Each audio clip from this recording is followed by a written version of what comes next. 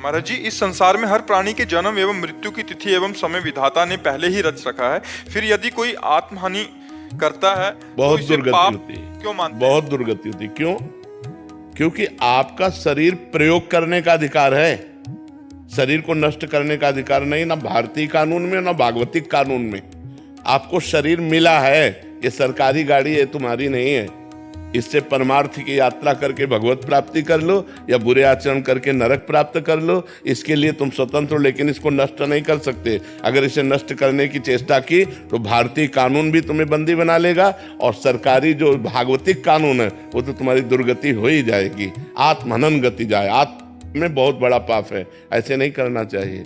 ये शरीर मिला है, दुख सुख भोग करके भगवान की प्राप्ति करो, नाम जप करो, जो प्रारब्धानुसार शुभ अशुभ कर्मों का फल आवे उसे भगवान का कृपा प्रसाद मान के भोग लो और जीवन को भगवान की इच्छा से पूर्ण करो। अपनी इच्छा से पूर्ण करोगे तो आत्महत्या मानी जाएगी।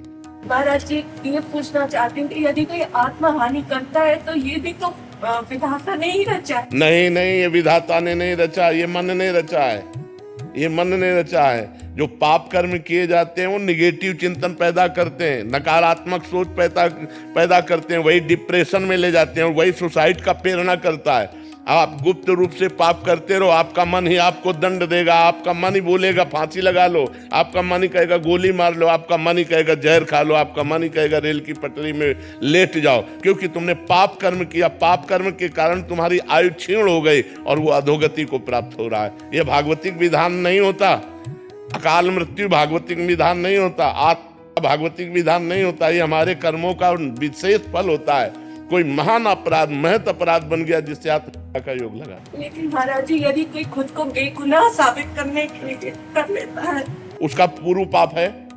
ऐसा नहीं, बेगुनाह साबित करने के लिए हम आत्महत्या नहीं कर सकते। बेगुनाह साबित करने के लिए हमने अपना प्रयास किया, इसके बाद अगर हमें दंड मिलता है तो उस पाप का दंड मिलता है जिसका हमने भोग नहीं भोगा। कोई गुप्त पाप है और वो पूर्व का पाप, अभी हम अपराधी नहीं हैं लेकिन मुझे सजा मिल रही है तो मेरे पाप का ही फल भोगने को मिल रहा है, अन्य नहीं। मुझे चाहिए आत्महत्या ना करके उस दंड को स्वीकार करके हम भोग लें, चाहे भले फांसी क्यों ना मिले, तो हमारा पूर्व का सारा पाप नष्ट हो जाएगा, हमें भगवान की कृपा प्राप्त होगी। हमें आत्महत्या करने का अधिकार कदापि नहीं, किसी भी परिस्थिति में नहीं है। शास्त्र ऐसी आज्ञा नहीं करते, नहीं, कदापि नहीं। अगर आप निर्दोष हैं और फिर आपको सजा मिलती है, आपको दंड मिलता है, तो आपके उस पाप का फल है जो कोई पाप नहीं जानता। आपने वो पाप किया और कोई जानता नहीं, उसकी कोई प्रायश्चित नहीं, उसकी कोई सजा नहीं, वो पाप आकर के आपको यहाँ निर्दोष स्थिति में दंड प्रदान कर रहा है। एक हम आपको कथा सुनाते हैं, प्रगट की है, उसे कथानक रूप में कहा गया। एक स्वर्णकार था, वो बहुत बेईमानी से सोने का काम करता था, मिलावट करके असली सोना रख लेना और नकली बना करके देना, ऐसा।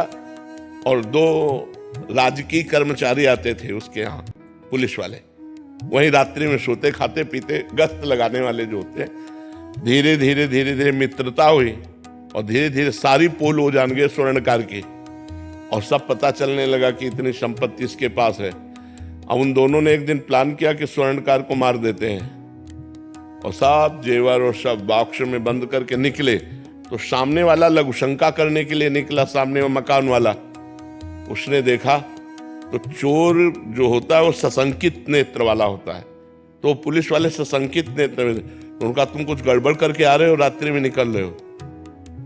तो उनका जाओ तुम अपना काम करो। तो वो बोले नहीं, हम हल्ला मचा देंगे। तो उनका सुनो, कुछ साझेदार बन जाओ, हम तुम्हें दे देंगे, लेकिन तुम चुप रहो। बोले हम बेईमान आदमी नहीं है, हम ईमानदार आदमी हैं।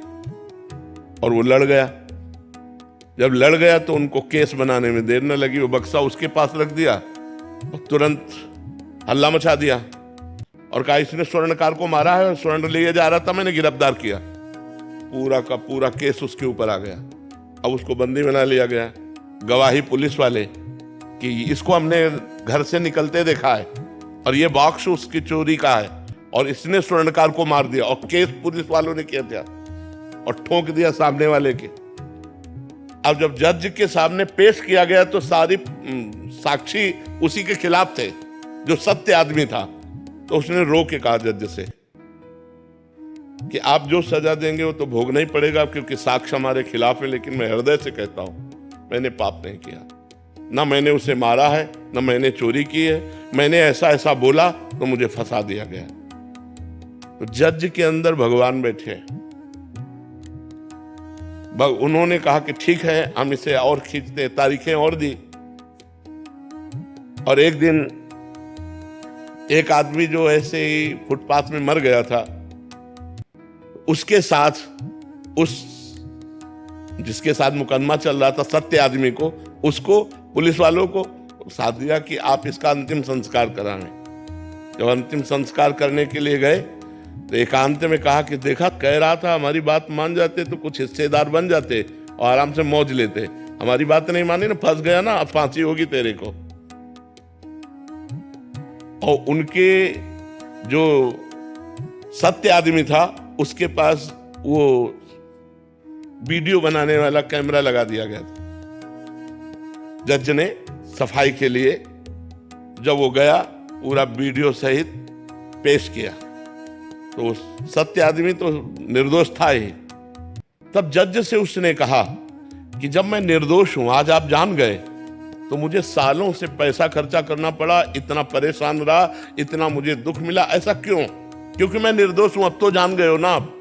तो जज ने कहा, सत्य बताना, इस जन्म में तुमने कोई ऐसा पाप किया है जिसकी सजा ना मिली हो और जिसका प्रायश्चित न किया हो?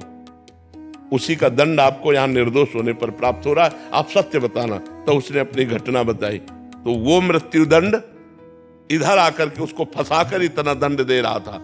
तो ये बात समझ लो कि जो पाप आप लोग भ्रूण हत्या करते हैं, गर्भ हत्या करते हैं, इसका प्रायश्चित करते हैं, और जब इनका परिणाम आता है तो बोले हम निर्दोष थे। जो आप पाप करोगे उसका दंड भोगना पड़ेगा, आज नहीं तो कल, और ऐसी जगह भोगना पड़ेगा जहां आपने पाप नहीं किया। हम मानते हैं 100% आप सत्य हो, लेकिन आपका पूर्व का वो गुप्त पाप आपकी ऐसी तैसी कर देगा। इसलिए डरो, पाप कर्मों से डरो।